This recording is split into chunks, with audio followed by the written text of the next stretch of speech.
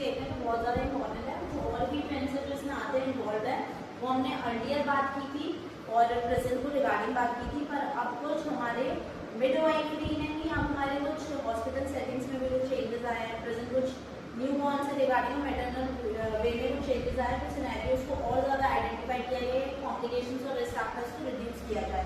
जैसे क्या क्या चेंजेस देखने के लिए मिलते हैं वो देखते हैं।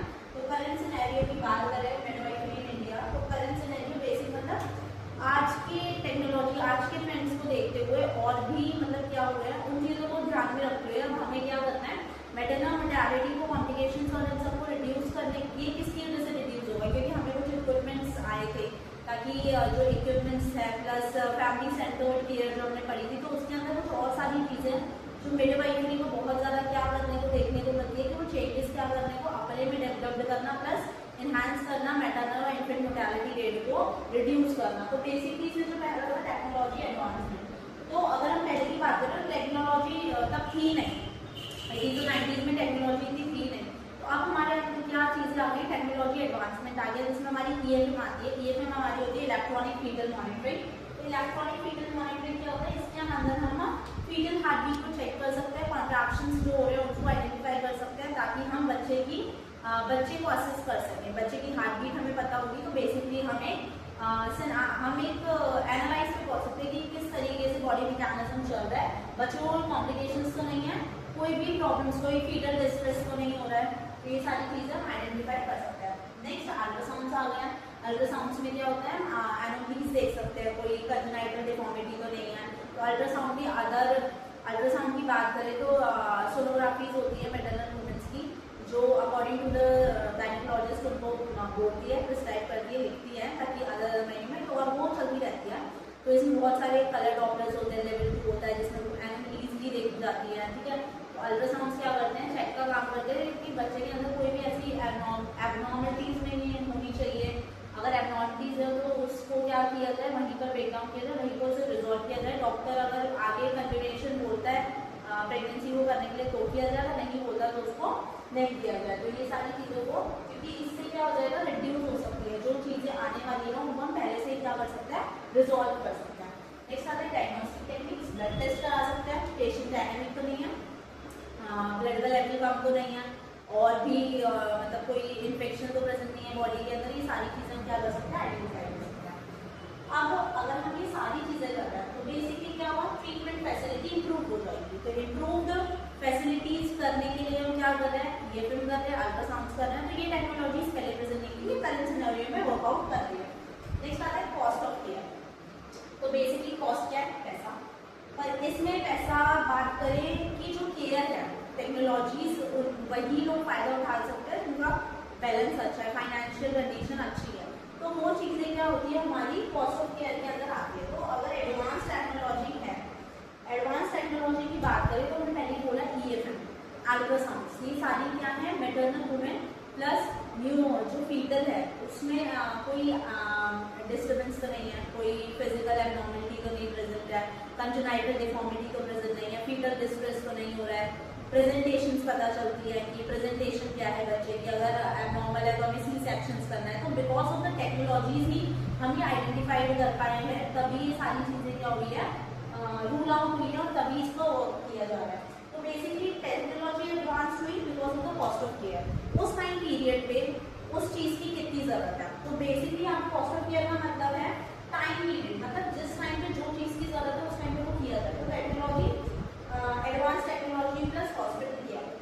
हॉस्पिटल केयर क्या हुआ, हमारे पास स्टाफ बढ़ाया गया, स्टाफ में नॉलेज एनहांस की गई उनके लिए, प्लस अलग क्या निकाले गए, अलग एक तरीके से प्रोफेशनल तरीके से उन लोगों को नॉलेज प्रोवाइड करिए, स्टैंडर्डाइज केयर प्रोवाइड करने का हुआ, tools, equipments, technologies hospital settings में सब प्रेजेंट होता है, ताकि आप कॉम्प्लिकेशंस को उधर ही आइडेंटिफाई कर पाओ, उधर ही चीज़ों को रिजॉल्व कर पाओ, ताकि डेथ नहीं देखने को मिले। डेथ जो है मैटरनल और इन्फेंट की जो देखने के लिए मिल रही थी बहुत ज़्यादा क्या हुई है, बहुत ज़्यादा रिड्यूस देखने को मिल रही है because of the hospital care. Hospital care तभी इनहांस होगी, तभी अच्छी होगी जब एक प्रॉपर नॉलेज होगी, स्टैंडर्ड्स हॉस्पिटल का मेंटेन होगा, वेल प्रॉपर्ड इक्विपमेंट्स होंगे, वेल प्रॉपर्स क्या होंगे वहाँ पर, स्टैंडर्डाइज मेथड्स में इंस्टीट्यूशनल क्या होंगे, वेल ऑथराइज होंगे, ठीक है, वेल ऑर्गेनाइज होंगे, ठीक है। तो ये सारे हमारे हॉस्पिटल केयर में आता है। तो फर्स्ट हमारा था टेक्नोलॉजी एडवांसमेंट, सेकंड था कॉस्ट ऑफ केयर, थर्ड आता है change role of women. Change, अब जो रोल है वुमेन्स का करंट ट्रेंड्स में बहुत ज्यादा चेंज है। अब क्या है, जो वर्किंग वुमेन होती है, तो वर्किंग वुमेन तो है, प्लस वर्किंग वुमेन के बाद मैरिज डिले हो गया, मैरिज डिले के साथ डिले प्रेगनेंसी में भी आ जाएगा। तो 28-29 में अगर आप मैरिज हुए तो 26 या 27 में भी शादी की है, तो अप्रॉक्स 30 में अगर बेबी है, तो उस टाइम पर जो रिस्क फैक्टर्स है वो ज्यादा देखने को मिल रहा है because of the hormonal changes. क्योंकि जो अर्ली बात करें 25 to 26 this is the correct time of the pregnancy, तो उस टाइम पर क्या होता है, अर्ली स्टेज होती है, आपकी जो बॉडी का मैकेनिज्म है वो प्रॉपर्ली फंक्शन कर रहा होता है। अब धीरे धीरे जब एज आउट होती है तो बहुत सारे कॉम्प्लिकेशंस भी देखने को मिलते हैं, मेंस्ट्रुएशन से रिगार्डिंग, ओव्यूलेशन से रिगार्डिंग, तो वो फर्टिलिटी जो है वो बहुत ज्यादा रिड्यूस हो जाती है, जिसकी वजह से प्रेगनेंसी डिले हो रही है।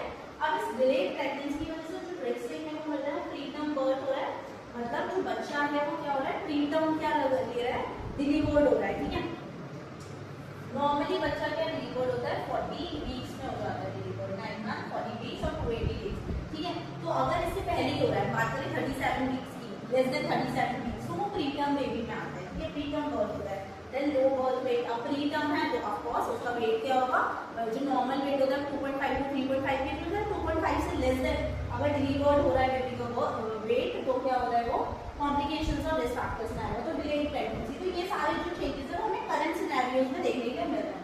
दूसरी बात करें मैटरनल एंड इन्फेंटल मोर्टेलिटी फैक्टर्स, ये क्या होता है, अब ये जो है किस पर डिपेंड है, क्या क्या फैक्टर्स है जो इनको क्या कर रहे हैं, डेथ रेट को देखने के लिए मिल रहे हैं, क्यों, because of the early marriage. अगर एक हर चीज का एक ना तो ज्यादा होना चाहिए ना कम होना चाहिए, बीच मीडियम होना चाहिए। तो अर्ली मैरिज, अगर हम बहुत जल्दी अर्ली मैरिज कर रहे हैं, जब प्रीवियस ईयर बहुत जल्दी शादी करा रहे थे, 40s-50s में शादी करा रहे, तो वो आपका उस टाइम पर एक मैच्योर नहीं होती है गर्ल, उस टाइम पे क्या नहीं होती, मैच्योर नहीं है, उसको किसी भी चीज के बारे में पता नहीं है, बॉडी मैकेनिज्म इतना फुलफिल्ड नहीं है कि वो डिलीवर्ड कर पाए बच्चे को प्रॉपरली। क्या नहीं है, बात करें प्रॉपरली क्या नहीं, तरीके से अनेक कंडीशन भी हो सकती है बच्चे को। ठीक है, फिजिकल डेवलपमेंट प्रॉपरली नहीं होता है, फिजिकल डेवलपमेंट उस टाइम पे और रूल आउट हो रहा है और अच्छे से वर्क कर रहा होता है, तो उस टाइम पे बहुत ज्यादा अगर अर्ली प्रेगनेंसी हो रही है, अर्ली मैरिज हो रही है, तो इसकी वजह से जो डिलीवरी है उसमें भी क्या हो जाएगा, हमें क्या देखने के लिए मिलेगा, कॉम्प्लिकेशंस और रिस्क फैक्टर्स देखने के मिलते हैं। टीनेज प्रेगनेंसी,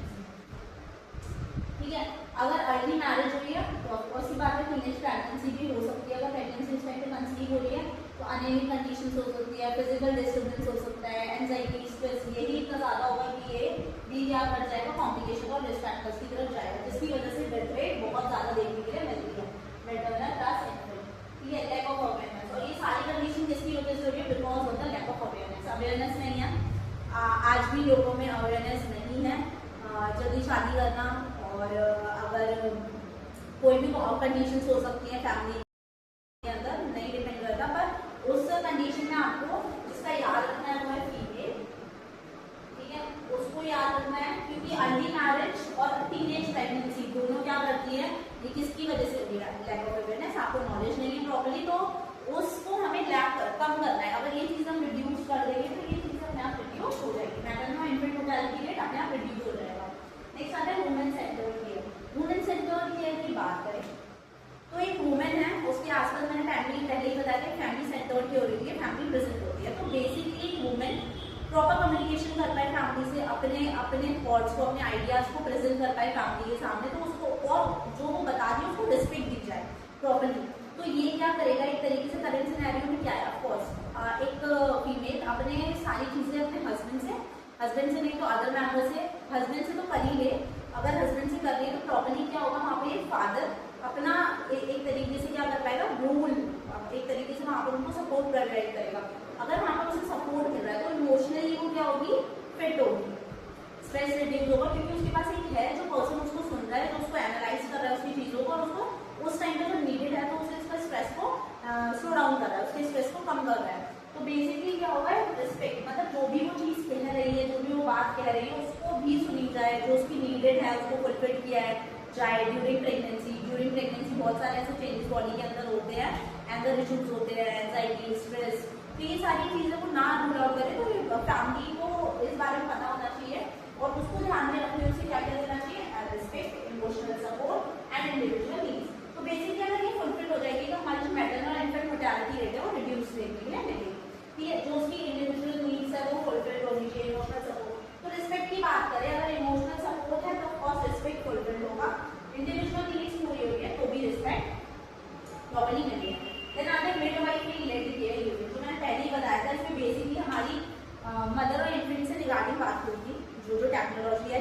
जिस वजह से रिस्क फैक्टर्स ऑफर हो रहे हैं। आज भी कुछ प्रेजेंट और कुछ रिड्यूस भी हो गए हैं, तो हमने इनमें दोनों पढ़े, जो चल भी रहे हैं, जो प्रीवियसली काम कर भी चुके हैं और जो न्यू डेवलपमेंट भी हुए, जो करंट अभी चल रहे हैं वो ये स्पेसिफाइड है। तो बेसिकली अगर बात करें मिडवाइफरी मेडिकल यूनिट की, तो ये क्या होता है, बेसिकली जो हमारी हॉस्पिटल सेटिंग है वहाँ पर जो मिडवाइफरी है वो एक प्रोफेशनल है जो प्रेगनेंसी, लेबर और पोस्टमार्टम पीरियड में एक केयर प्रोवाइड करती है पेशेंट को। तो उसका काम क्या होता है, नेचुरल बर्थ। बेसिकली क्या फोकस करती है कि नेचुरल बर्थ हो सके, जैसे कि जो प्रॉपर लेबर का टाइम ड्यूरेशन है वो लेबर हो, मतलब हमें कुछ आर्टिफिशियली ना ऑकरेंस करवानी पड़े किसी भी को। एक नेचुरल बर्थ किस वजह से हो सकता है, अगर प्रॉपर उसे फैमिली सपोर्ट मिल रहा है, सारी चीजें अगर फुलफिल्ड है तो एक नेचुरल बर्थ डिलीवर्ड होगा। नेक्स्ट है less intervention, except this one because these are the negative points. ठीक है, चेंज रोल में डिलेड प्रेगनेंसी होगी, तो ये मैंने एक एक्सेप्शन बताया, changing role of pregnancy, delayed pregnancy. तो अगर हमें कुछ पॉजिटिव वे में बोले तो जो मैरिज की है तो वो अगर हमें पता होगी तो ये सब प्रिवेंशन कर सकते हैं। ठीक है, तो basically natural birth, less intervention, हम क्या कर सकते हैं, अगर नेचुरल बर्थ डिलीवर हो रहा है तो बहुत सारी चीजें जैसे एपिस्टोमी कट लगाया जाता है, तो इन सबको क्या करना, नहीं लगाना पड़े, वो चीजें क्या हो सके, प्रिवेंट हो सके। तो ये किसका काम होता है, मिडवाइफरी मेडिकल यूनिट में हमारी मिडवाइफरी होती है, उसका काम होता है बेटर आउटकम्स। और जब हमें नेचुरल बर्थ हो रहा है, लेस इंटरवेंशन हो रहा है, तो हम रिजल्ट क्या दे सकते हैं, जो हमने इवैल्यूएट किए चीजें, जो हम रिजल्ट आउट कर रहे हैं वो प्रॉपर क्या होगा, बेटर आउटकम देगा। प्रॉपर्ली क्या होगा, वो रूल आउट करेगा मदर और न्यूबॉर्न दोनों की एक हेल्दी लाइफ और स्टैंडर्डाइज्ड केयर हम प्रोवाइड कर सकते हैं इसके थ्रू। तो बेसिकली जो हमने करंट सिनेरियो के अंदर बात की होगी, first technology advancement, second is cost of care, third one is changing role of women, fourth one is maternal and infant mortality factors,